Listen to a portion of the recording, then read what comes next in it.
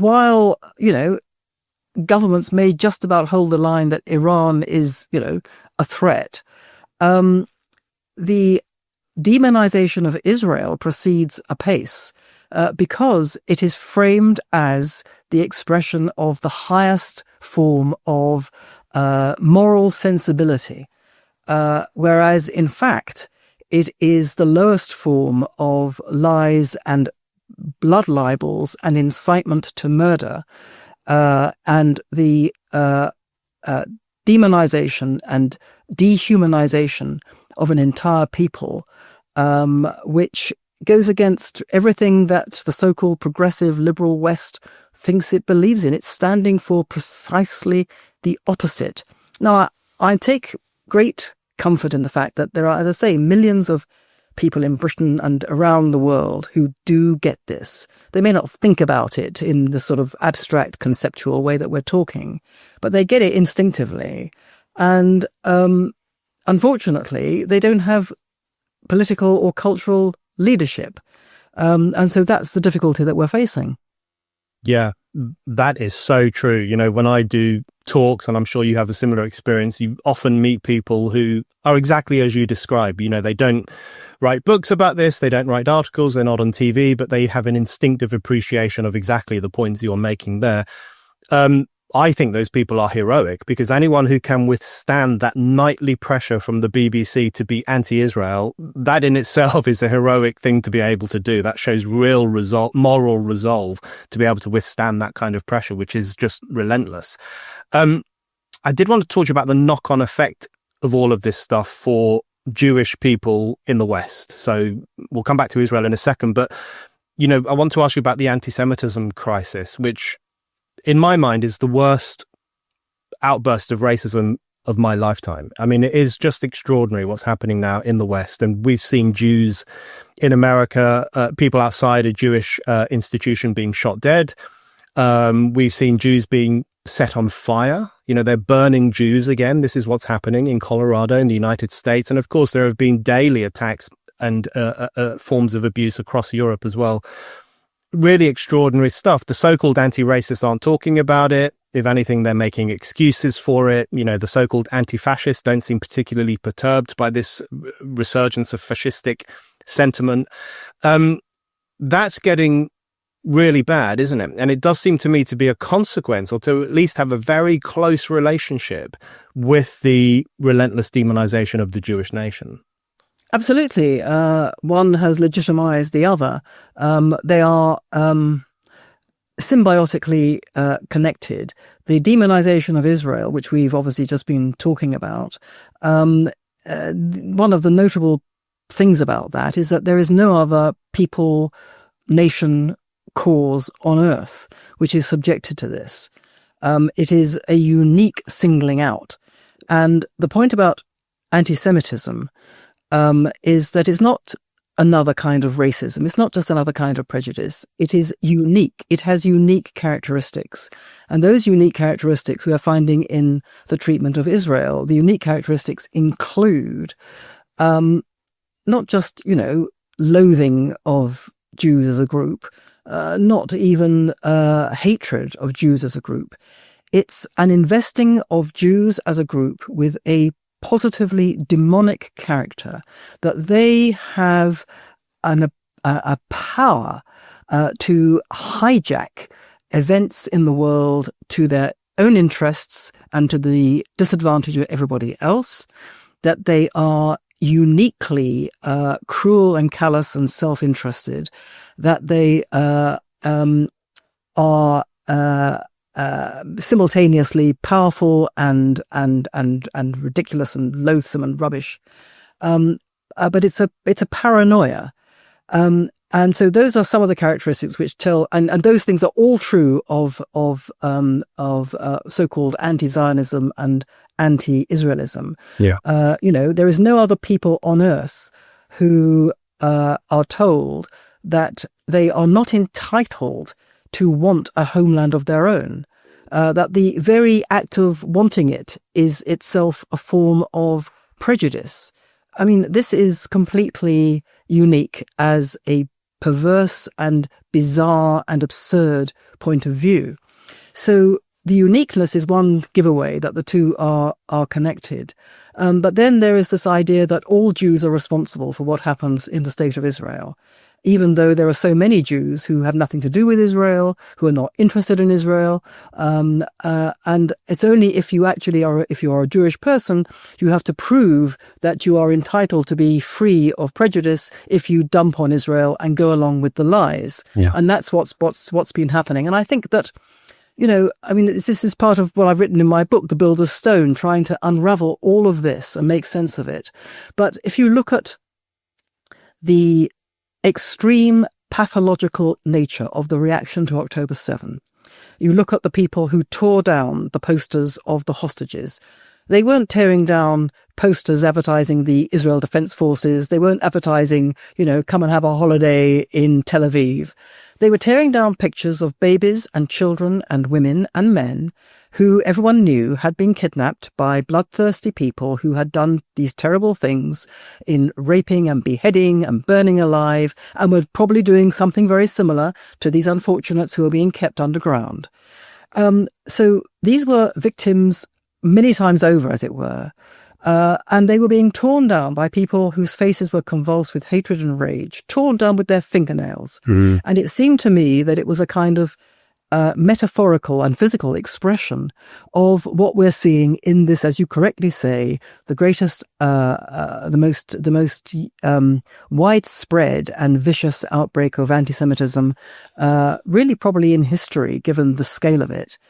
That for these people in the West, they are trying to tear the Jews out of their lives, out of their heads, out of their consciences, out of their world. They want the Jews gone.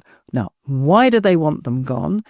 Well, there are many reasons for that. I mean, one's being asked to explain anti-Semitism, which frankly defies explanation. It's protean. It has existed ever since the Jews first surfaced as a people back in antiquity. It has taken different forms in different generations, in different cultures. It's been personal. It's been religious. It's been against a race. And now it's against a collective people in Israel. So it is ultimately, perplexing. But one of the things that's so notable about this reaction to October 7 and now about the reaction to Iran, to Israel's attack on Iran, and the refusal to accept that Israel is actually the victim, and the refusal to accept that the Israelis are the victims of the Palestinian Arab onslaught, which has been taking place for 100 years. Refusal to accept that the Israelis are victims. Refusal to accept the Jews are victims. Jewish victimhood is what sends people absolutely mad. Now, why should it send them mad? Well, again, you're going into realms which are seriously insane. I've heard it said, the Jews suck up all the victimhood in the world and leave none for people like us.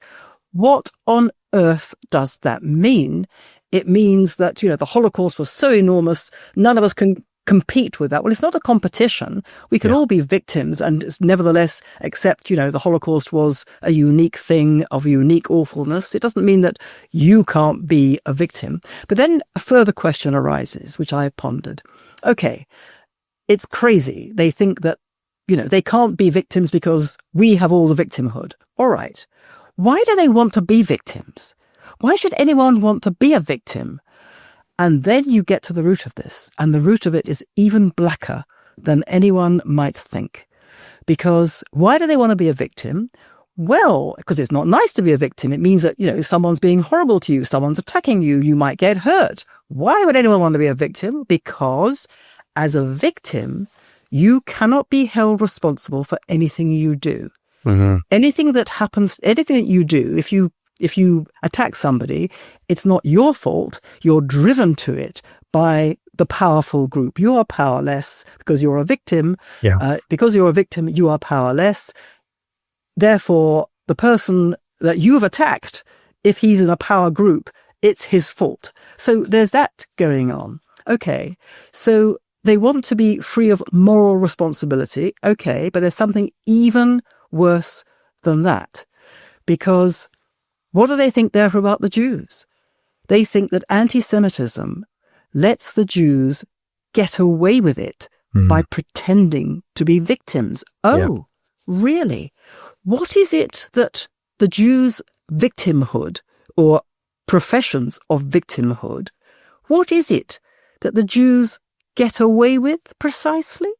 Well, they get away with pretending that they're not what we know they are, which is all-powerful people who want to control us in their own interests to the disadvantage of all the rest of us. And they wreak havoc everywhere because they control everything. They control our life. In other words, at the root of this victim culture attitude is the idea that the Jews are the evil people in the world. So at the very root of this, and this is the thing that really binds all this together, the anti-Semitism we're seeing on the streets, the terrible attitude to Israel, the terrible attitude to Israel, attitude towards Iran, the way in which the Western brain has been fried over the Palestinian issue and all that, it's all linked by the fact that there is this driving belief that the Jews are getting away with